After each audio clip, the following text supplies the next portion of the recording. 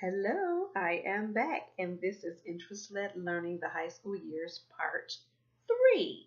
I did it in three-part series because there was so much I wanted to talk about, and I knew that no one was going to have time to sit and watch a 2-hour video, I'm sure.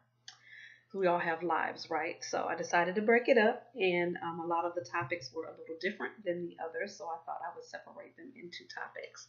But in the first video, we kind of shared what interest-led learning looks for us from the early years all the way to the high school years and beyond. Just an overview. And then in part two, we discussed in detail what my high schoolers' days look like, how we set their goals for 4 years, how we find mentors, and interest-led hands-on experiences for them during those high school years. So definitely listen to those two videos before this one because this one is kind of piggybacking off of those. But the very first thing that I want to talk about, because this is what really kind of freaks parents out when it comes to high school, and that is record keeping. Like, how in the world do you keep records? Like, if you have a child that's going to want to go to college or going to want to be part of a skilled trades center, or is going to go in the workforce and is going to need a transcript, or whatever the case is. What if you need a transcript? What do you do if you're an unschooler or you're an interested learner? Well, have no fear.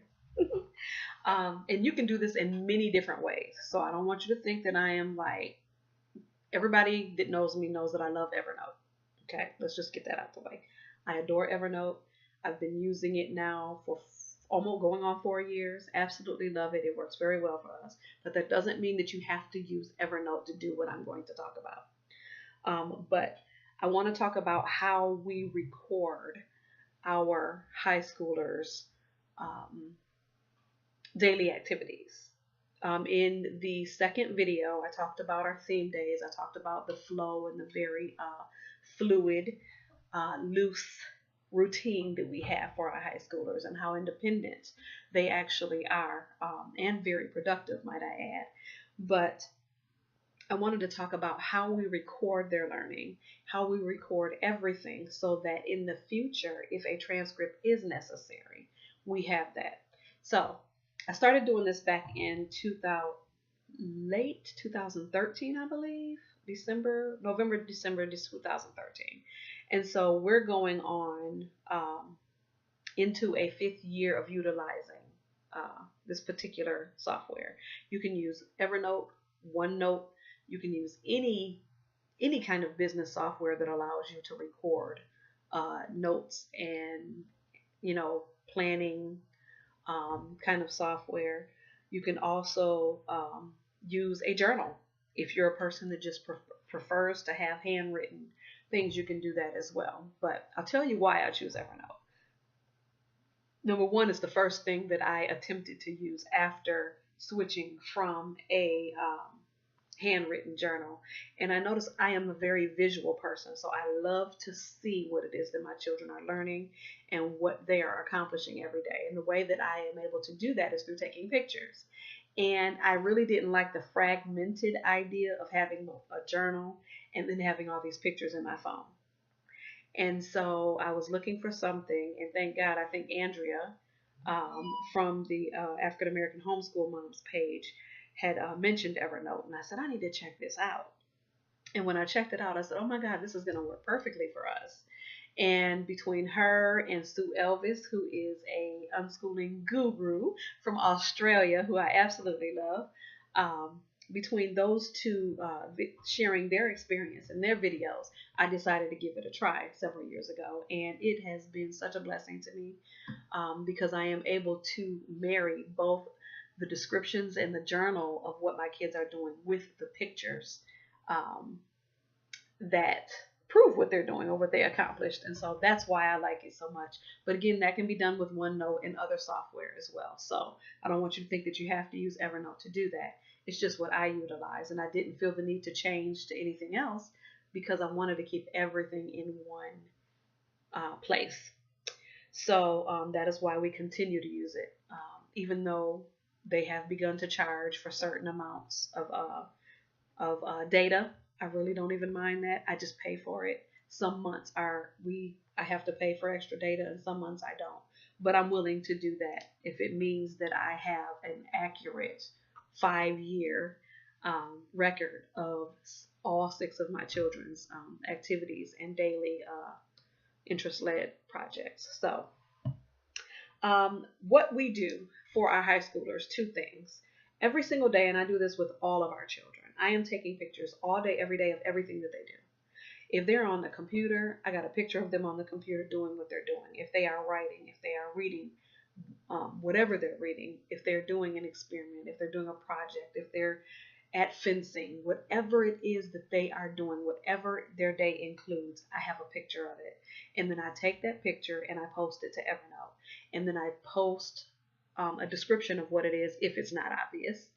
And then I have tags in Evernote. And if you want to know specifically how to use Evernote, I have a playlist on this channel for that. So I'm not going to go into it in detail.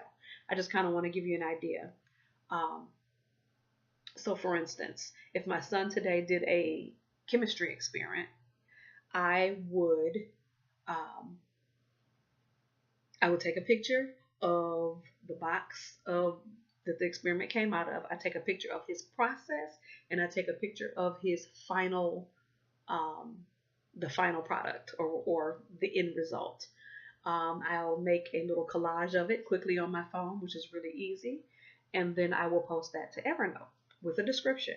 And then because I've created tags every year for every topic, I will put T, that's his initial, dash chemistry 2017. And so I know exactly what it was that he was doing, what year he did it, and what the topic was, and what child it was, because I have 6 children. And so that helps me see. And then I can take all of that information. Like for right now, for 2017, I can go in and look and see how many times he did a chemistry lab this year, how many times he did a biology lab, how many times he did a math project, how many times he did an art project, or how many times he flew, an airplane, because he's a pilot in training. So all of those things I have a record of, both in picture and in word, and I tag them. And then what those do is they add up eventually. When I have decided, okay, this is about the amount of time and experience and knowledge level that would equate to a credit in that particular area.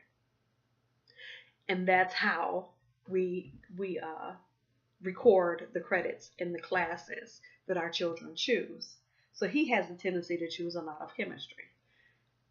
He may have an equivalent amount of biology labs, or he may have an equivalent amount of history projects that he has taken on himself. All of these are things that he has chosen. But because I know that he's interested in a traditional university, I make sure that I record those things, because these are things that can be used for a transcript for what they require. So to kind of give you an idea of what we're doing. So, and I do this over a 4-year period. That was one of the questions that I asked in part 2 of this series, or that I answered rather in part 2 of this series, was basically that we give our children 4 full years to pursue the things that they are interested in, all of these topics. So what kind of history, what kind of science, all of those kinds of things. They have 4 full 12-month stints, basically, to pursue all of those things. We don't make them do it in one big chunk.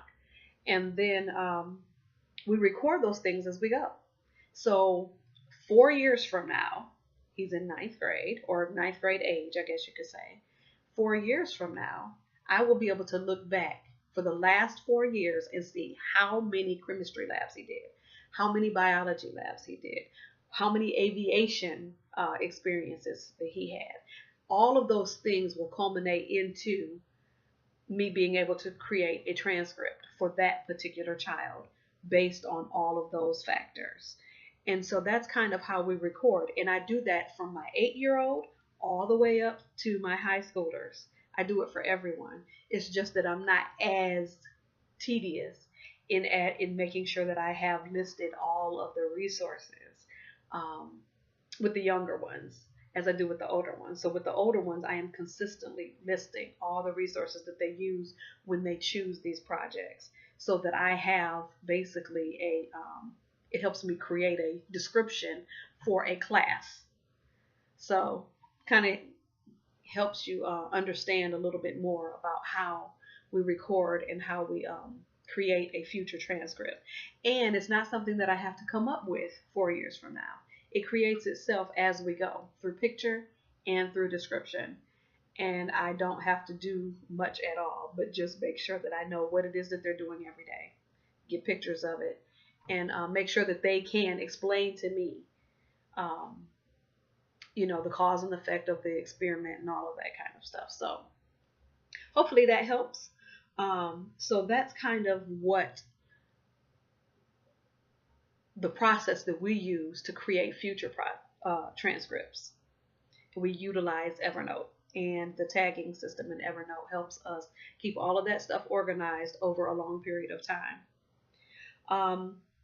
One question that people ask: what about college applications? Haven't been there yet. I don't pretend to know a whole lot about the process. What I do know is that my oldest two children already know where they want to go, already know what the qualifications are, and are working toward them. My daughter is interested in going to a film school, so it's kind of more of an alternative, not a major university or anything like that. It's a very small film college here in our city. And so she's working toward that and understands what is necessary.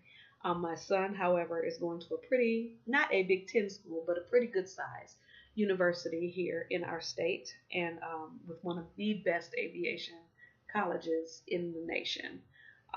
And the organization that runs his flight academy actually funnels students into that university, and so we have a lot of inside knowledge as far as what he needs to do to prepare. So that's helpful as well. But we always keep it interest led, and we always keep it hands on as much as we possibly can. So there are ways to go to a traditional university and have a traditional transcript and be a very untraditional student in high school.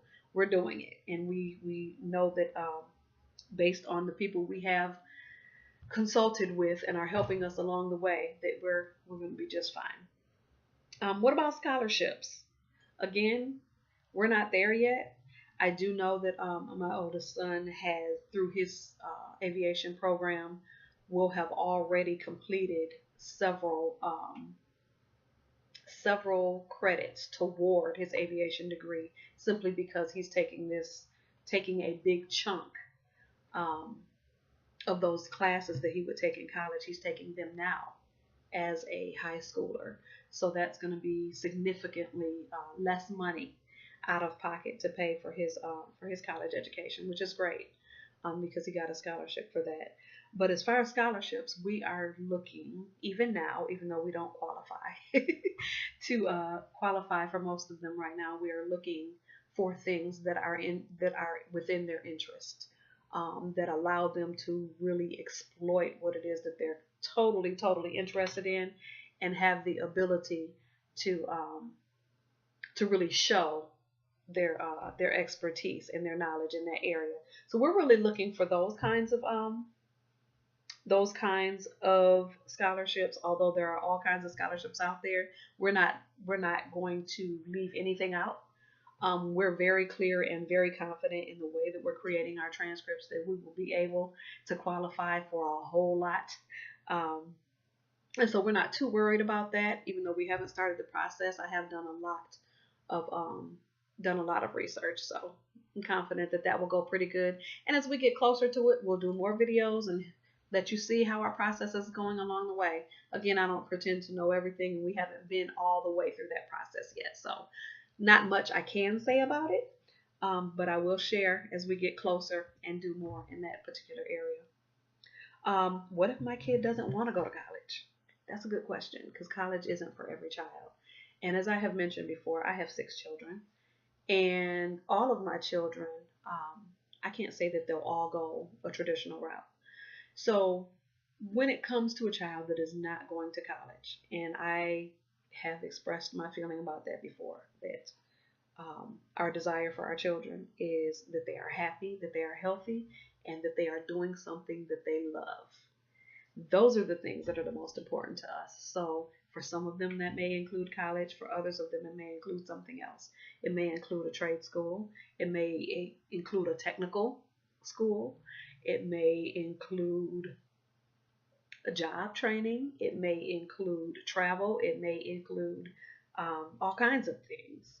Entrepreneurship. It can include any of that. But our goals for our children, no matter what their future includes, after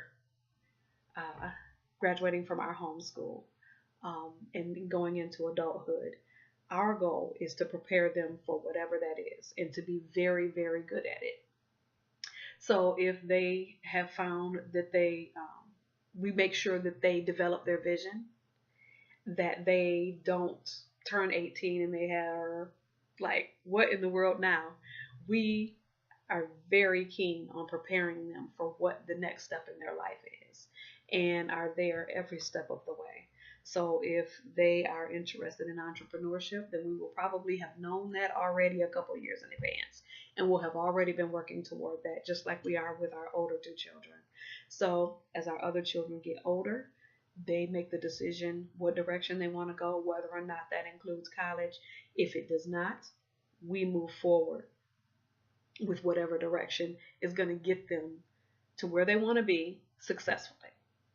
And so if that's a successful entrepreneur, if that is a successful technical, technically skilled tradesperson, or whatever the case is, we will make sure that they are fully equipped for life, that they are happy, that they are healthy, and that they can take care of themselves, they can take care of a family, and encourage them to continue their education in multiple ways, because really learning never ends, and it shouldn't end with a degree even. That we should all continually be educating ourselves toward our future goals, whatever those are, no matter how old we are. So trying to develop lifelong learners is probably the number one goal that we have as parents, that no matter what your role is or your road is, that learning will be something that you continually pursue. So I hope that answered your questions. Again, I don't have a lot of concrete answers for the college applications and the scholarships.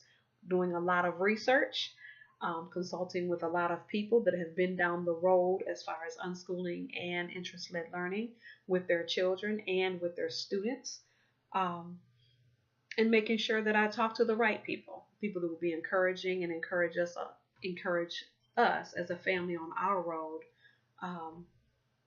and let us know, some things that we need to think about and how we need to pursue some things. So I hope this was helpful for you.